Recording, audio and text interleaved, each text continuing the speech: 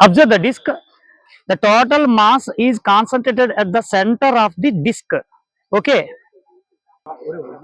While observe the disk, the total mass is concentrated at away the rotational axis. Okay. Whenever these two disks are rolling at a time, which disk come as fast as?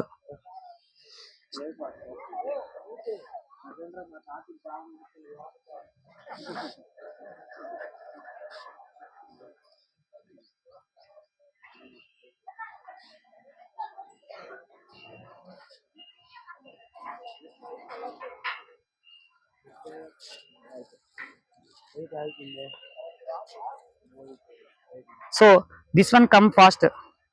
Why?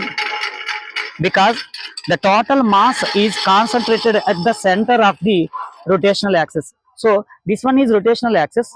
So the total mass is center. Why?